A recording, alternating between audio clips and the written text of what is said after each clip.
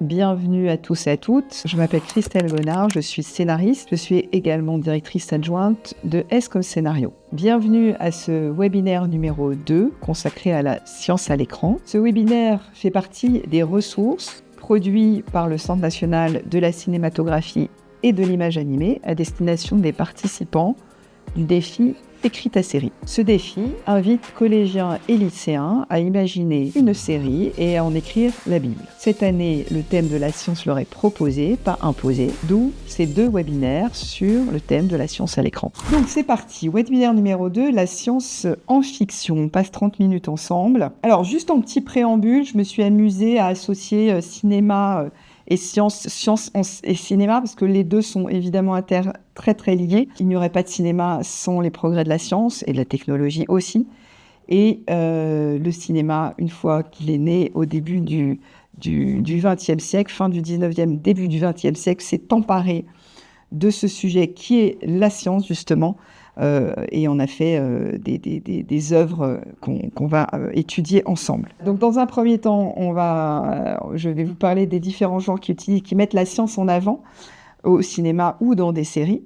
Et ensuite, quelles sont les disciplines scientifiques qu'on retrouve à l'écran qui sont le plus souvent traitées à travers des films ou des séries. Évidemment, le premier genre, c'est la science-fiction, qui contient le mot science dans son titre. La science-fiction, comme vous le savez sûrement, est un genre artistique et littéraire qui est apparu à la fin du XIXe siècle en Occident et qui est bien évidemment lié au progrès de la science et de la technologie. Et c'est un genre littéraire qui va nous décrire des situations ou des événements qui extrapolent des données de la science ou de la technologie. Donc c'est un peu des dystopies, mais pas que. La toute première œuvre de science-fiction qui extrapole justement un progrès scientifique qui serait celui de pouvoir partir dans la Lune, eh bien le premier film de science-fiction, c'est un film français, du français Georges Méliès, s'appelle Le Voyage dans la Lune, qui date de 1902, donc qui est vraiment au début du XXe siècle, qui raconte l'histoire de 6 savants qui, propulsés par un obus, se retrouvent sur la Lune et vont rencontrer les habitants de la Lune et assister au premier coucher de Terre. Donc c'est très poétique. Vous pouvez voir ce film à la Cinémathèque, puisqu'il y a à la Cinémathèque, il y a tout un espace dédié à Georges Méliès. Autre film emblématique de science-fiction de 68, donc 2001, l'Odyssée de l'espace, de Stanley Kubrick, qui interroge les origines et le devenir de l'humanité avec le fameux monolithe noir qui atterrit sur Terre, qui a été récupéré, plagié, un film qui est devenu complètement iconique et qui aussi est resté célèbre par rapport à la précision scientifique. C'est-à-dire que les scientifiques ont trouvé que tout ce qui avait été développé autour de la science était extrêmement juste et extrêmement pertinent. Des effets visuels assez révolutionnaires pour l'époque, une bande-son aussi qu'on n'oubliera pas. Et dernier film, alors il y en a d'autres, mais j'ai dû choisir en matière de science-fiction. J'ai pris bien sûr La Guerre des Étoiles, donc de George Lucas. La Guerre des Étoiles qui va installer la notion de space opéra, c'est-à-dire des grandes sagas qui vont se passer dans l'espace, sur plusieurs planètes, avec plusieurs mondes, plusieurs univers, où là, le cœur de la dramaturgie, c'est une histoire de famille, une histoire entre un père et son fils que vous connaissez. Je ne vais pas vous raconter tout ça. Deuxième genre, alors après la science-fiction, on a aussi 3 genres on peut se mettre un peu dans la même famille, qui ont utilisé la science au cœur de leur histoire. Donc vous avez L'homme qui rétrécit, donc c'est un film de Jacques Arnold de 1957. Donc l'homme qui rétrécit, il rétrécit probablement parce qu'il est passé à travers un nuage d'origine sans doute radioactive, et donc il se met à rétrécir. C'est intéressant de recontextualiser ce film. Et donc c'est en 1957, on est en pleine guerre froide. La bombe atomique a explosé au Japon. Et donc, les hommes, et on le verra plus tard au niveau des thématiques scientifiques qui reviennent dans le cinéma, les hommes sont un peu terrifiés par ce que la science pourrait nous faire faire. Donc, radioactivité, nucléaire, etc. Jacques Arnold, paf, il rétrécit. Ensuite, dans les années 90, là, je vous ai pris l'exemple d'une série, donc fameuse série X-Files, qui, euh, qui interroge tout l'univers des phénomènes paranormaux, des dossiers un peu ovni, disparition. Donc c'est une série emblématique qu'on a tous, enfin, qui a posé aussi, qui a posé un genre dans les années 90. Et la dernière série, la dernière référence, c'est donc Stranger Things, que les collégiens et lycéens, mais pas que, adorent évidemment. Et là, on mélange du fantastique, de l'aventure, de la métaphysique, avec un bel hommage aux années 80, au jeu, à Spielberg. Enfin, là, c'est un feu d'artifice de genre. Et la science est évidemment au cœur, puisqu'on a une dimension une dimension qui existerait et des scientifiques soviétiques qui essayent d'ouvrir le portail entre notre monde et cette dimension, d'où surgit des créatures assez effrayantes. Troisième genre, alors, genre film de monstre, film catastrophe ou film d'horreur. Je vous ai pris un exemple, à nouveau un film de Jacques Arnold qui s'appelle Tarantula, qui se passe qui date de 1955 et qui évoque, en fait, la thématique, c'est la science pourrait nous sauver. C'est un scientifique qui essaye de trouver un nutriment qui pourrait lutter contre la faim dans le monde. Malheureusement, ce nutriment a des effets collatéraux inattendus et ceux qui l'ingèrent vont développer ce qu'on appelle l'acromégalie. C'est une maladie qui entraîne le surdéveloppement donc, de la tête et des mains. Et une araignée a eu, dans l'histoire, une araignée a bu ou mangé ce nutriment et est devenue géante et donc est devenue monstrueuse. Et là, on est sur la thématique de quand on ne maîtrise pas complètement les inventions scientifiques, quand on ne mesure pas forcément toujours jusqu'où ça peut aller. Deuxième référence, Twister. Alors là, on est sur la thématique de la catastrophe. On n'est pas encore complètement dans la veine écologie, environnement, mais on y arrive quand même déjà. Hein. Le rapport Meadow est loin en 70, mais quand même, il y a déjà des préoccupations autour du climat, autour de la météo.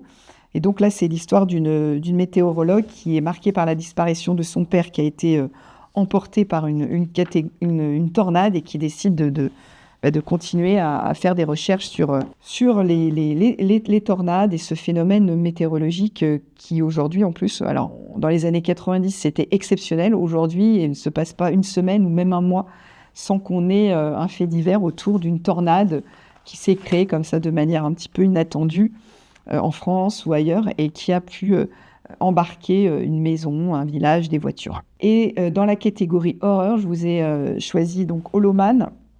Alors Holoman, c'est donc un film de Paul Verhoeven qui date des années 2000 et qui travaille là sur le thème de l'invisibilité, la science qui pourrait nous rendre invisibles. Donc on a Kevin Bacon qui incarne un scientifique qui travaille justement sur ce principe d'invisibilité pour les services secrets et qui va tester lui-même sa formule magique. Le hic, c'est qu'il ne va pas pouvoir revenir en arrière et qu'il va se retrouver invisible. Et donc, il est entraînant dans une logique, dans une spirale un peu terrifiante où il devient assez monstrueux. Je vous raconte pas le film, je vous invite à le voir. Il est assez somptueux.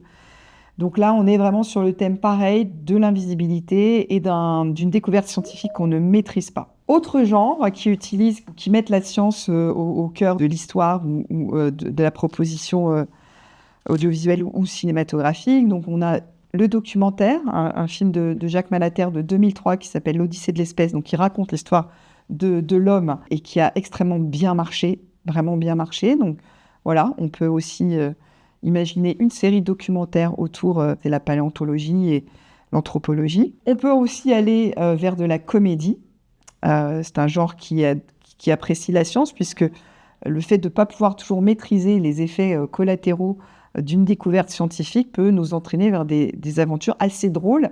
Et vous connaissez sûrement Dr. Jekyll et Mr. Love, qui date de 63, où donc c'est l'histoire d'un timide professeur de chimie avec un physique peu avantageux, qui décide de fabriquer une potion pour devenir évidemment plus beau. Le problème, c'est que ça va très très loin et que cette potion le transforme en Mr. Love, donc Dr. Jekyll et Dr. Jerry, et Mr. Love. Évidemment, c'est une parodie de Dr. Jekyll et Mr. Hyde. Le transforme en playboy, séducteur, mais très égocentrique, très cynique et très macho. Et c'est très très drôle, évidemment, avec Jerry Lewis. La dernière référence de ce slide numéro 4, c'est donc le biopic. Donc la science fait aussi les beaux jours des biopics. Oppenheimer, donc sur ce scientifique américain qui a travaillé sur le projet Manhattan, c'est-à-dire sur le projet de la bombe nucléaire. Vous avez vu, plusieurs genres utilisent la science comme élément de narration. Maintenant, on va venir sur les sujets que cette science recoupe et effectivement, les grands messages que ces films véhiculent. De manière générale, souvent, la fiction qui utilise la science va anticiper donc les progrès de la science ou ses dérives et va souvent traiter, comme je vous l'ai montré, des peurs et des espoirs sociétaux. Donc, des peurs, la peur de la mort, la peur d'être envahi, la peur de la maladie, et les espoirs sociétaux, peut-être d'aller conquérir des nouvelles planètes, de pouvoir nourrir toute la planète, par exemple. Donc maintenant, on passe à la deuxième partie de cette présentation.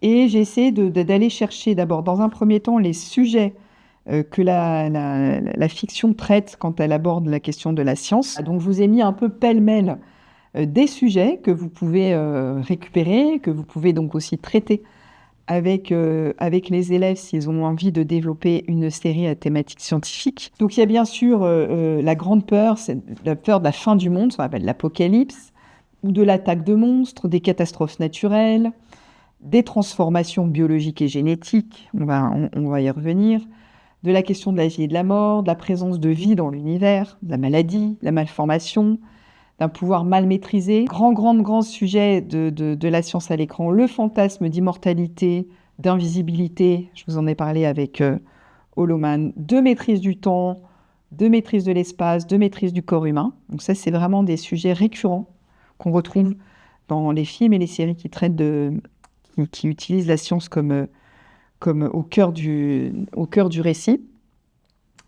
Et ce qui est intéressant, je l'ai abordé un tout petit peu avec L'homme qui rétrécit, c'est qu'en fait, la science dans les œuvres de fiction, cinéma ou série, elle colle énormément à l'histoire et donc ce que je vous disais, aux peurs des hommes par rapport au devenir de l'humanité. Alors dans les années 1900-1930, on est un peu dans un âge d'or parce que le cinéma nous permet tout, donc nous permet d'aller sur la Lune, avec, que je vous l'ai dit, premier film de science-fiction de Georges Méliès. Donc là, on explore plein de choses. On explore aussi l'invisibilité. Là encore, Georges Méliès, le magicien, fait apparaître ou disparaître dans ses films ces personnages, donc les rend invisibles. Donc là, on est dans une grande richesse de sujets. Dans les années 40-60, les films, le cinéma et les séries intègrent l'angoisse des hommes suite. Donc il y a eu deux guerres mondiales, très très destructrices, et puis il y a eu la bombe atomique sur le Japon. Et là, on a peur. Effectivement, on a peur de détruire l'humanité. Et on retrouve cette peur dans énormément de films de science-fiction ou pas, ou d'horreur, de catastrophes dans ces années-là. Les années 70, 1990, on réélargit un tout petit peu sur la question de la place de l'homme dans l'univers. À nouveau, énormément de films se passent dans l'espace. On vient juste de poser un pied sur la Lune, donc on réinterroge, on repositionne. La science permet de repositionner l'homme dans l'univers. Et les années 2000 et 2020, alors pour le coup, de nouvelles angoisses arrivent, puisque les sujets environnementaux apparaissent dans la société, liés évidemment aux politiques des États. Et on voit arriver donc des films catastrophes qui portent ces angoisses environnementales, du réchauffement climatique, des tremblements de terre, des inondations ou des catastrophes comme Twister, effectivement, dont j'ai déjà parlé. Si vous développez une série avec vos élèves, tout est possible, hein, mais de leur poser la question de l'intention. effectivement, que veulent-ils dire par rapport à l'époque, s'ils utilisent la science comme sujet. J'ai essayé d'aller chercher pour chaque discipline scientifique des films un peu emblématiques. Sur l'astronomie et sur l'astrophysique, le film le plus récent, c'est donc Premier contact de Denis Villeneuve. Ce qui est intéressant, c'est que c'est un film où des vaisseaux arrivent de l'espace, surgissent un peu partout sur Terre. On ne sait absolument pas quelles sont les intentions des habitants de ces vaisseaux. Et là, on a une linguiste, Louise Banks, qui décide de rentrer en contact avec ces extraterrestres. Et c'est intéressant parce que c'est une linguiste, ce n'est pas une astrophysicienne, ce n'est pas une biologiste, c'est une linguiste qui est le personnage principal. Alors autour, on a évidemment l'armée, on a tous ces personnages périphériques que j'ai évoqués dans le premier webinaire. Et ce n'est pas un film de bataille, ce n'est pas un film de guerre avec des extraterrestres. Et vous avez ensuite donc le premier film là, de 2014, c'est l'histoire du temps. Là, c'est vraiment, alors c'est un biopic sur l'histoire de Stephen Hawking, qui a été un grand physicien. Ensuite, on passe au domaine scientifique des mathématiques. Il y a Will Hunting de Gus Van Sant, avec Matt Damon, en fait, qui semble être un génie des mathématiques, qui n'a pas du tout envie de mettre cette faculté-là au service des universités américaines. Donc ça, c'est intéressant parce que on parle des maths. On parle des maths dans ce film. Et puis, vous avez un film français qui était à Cannes de 2023, qui s'appelle Le théorème de Marguerite, où là, on suit en fait l'histoire d'une élève assez brillante en maths à l'ENS, et qui est la seule fille de sa promo et qui termine une thèse qu'elle doit exposer devant un parterre de chercheurs, mais une erreur, le jour J, une erreur bouscule toutes ses certitudes et l'édifice s'effondre. Ensuite, alors Radioactive, vous en avez parlé la dernière fois, donc c'est un film de Marjane Satrapi de 2019 qui raconte l'histoire de Marie Curie. En chimie, on a aussi un grand chimiste très connu, c'est Walter White dans Breaking Bad. Alors en biologie, un film de Carpenter que j'aime beaucoup, qui s'appelle The Thing, la chose. Donc ça se passe dans les années 82. On est au cœur de l'Antarctique. Il y a une équipe de chercheurs qui en fait découvre un corps enfoui sous la neige à peu près depuis plus de 100 000 ans. Et suite à cette découverte, une chose va s'emparer des corps humains des scientifiques et commencer à décimer toute l'équipe. Donc là, c'est sur la thématique « Nous ne sommes pas seuls ». Peut-être que des extraterrestres sont venus il y a longtemps. Il y avait aussi, dans le même genre, il y avait l'invasion des profanateurs de ces cultures dans les années 50, aussi avec des extraterrestres qui viennent et qui ils prennent nos apparences. Nous sommes des hôtes de leur corps et de leur esprit. Et en biologie, j'avais envie aussi de vous parler du règne animal de Thomas Caillet de 2024, où là, c'est pas très très clair, on connaît pas vraiment l'origine, mais en tous les cas, des mutations génétiques se passent et des humains commencent à acquérir des caractères animaux, voilà, des griffes, des becs, des ailes. C'est un film assez intriguant sur la question, sur le thème de la différence, comment l'accepter et surtout quand elle touche nos proches. Et alors la génétique, j'aurais pu en faire une liste de 3 pages, hein, tant le cinéma et les séries ont utilisé donc la génétique et ses dérives pour faire histoire. Donc évidemment Jurassic Park avec John Hammond qui a réussi à recréer des dinosaures. Winsor McCay l'a fait en dessin animé. Winsor McCay était un grand auteur graphique américain et je vous invite à regarder Gertie the Dinosaur, c'est un peu l'ancêtre de Jurassic Park. Et Bienvenue à Gattaca, donc là on est sur le thème de l'eugénisme, puisque l'histoire de Bienvenue à Gattaca, nous sommes dans un futur proche et les gamètes des parents sont triés et sélectionnés afin de pouvoir concevoir in vitro des enfants quasi parfaits. Donc là, c'est le fantasme de la perfection de l'homme parfait. On arrive sur la robotique et l'IA avec Terminator, bien sûr, avec l'angoisse que les robots pourraient un jour dominer le monde. Angoisse qui a été réactivée avec l'arrivée des IA génératives pas plus tard qu'en 2022 avec ChatGPT. Elles étaient là, les IA. Et celle-ci a particulièrement ébranlé et bousculé le monde. Et vous avez la série Real Humans, qui est, je crois, on peut encore regarder sur Arte, qui est assez intéressante puisque là, le pitch est très simple, c'est que nous avons, nous humains, fabriqué des robots qui nous ressemblent trait pour trait, mais qui sont nos esclaves, simplement nos esclaves. Donc là, il y a une thématique autour de l'esclavage, mais ça va plus loin puisqu'en fait, ces Real Humans, ces robots vont vouloir s'autonomiser et vont vouloir aussi se libérer. Et enfin, on arrive donc sur une thématique scientifique donc plus récente et plus liée effectivement aux enjeux sociétaux de notre troisième siècle. Donc c'est l'écologie, avec un film, alors je crois qu'il est norvégien et c'était pas inintéressant parce que souvent les films catastrophes ont longtemps été le domaine du cinéma anglo-saxon, du cinéma de studio. Et là, sur The Quake, c'est un scientifique, effectivement, qui prédit un nombre de... C'est d'abord un violent tsunami qui va dévaster toute une région. Et le géologue découvre qu'une multitude de micro-séismes va frapper Oslo. Donc c'était un film catastrophe, de survie. Et vous avez le film de Pierre Jolivet, Les algues vertes. Alors là, on est sur quelque chose de beaucoup plus réaliste et qui part d'un vrai problème écologique qui a touché la Bretagne, où des algues vertes extrêmement toxiques ont envahi les plages et les côtes bretonnes suite à l'exploitation un peu intensive d'élevage porcin. Voilà, avec à la base, il y a une bande dessinée qui est hyper intéressante aussi.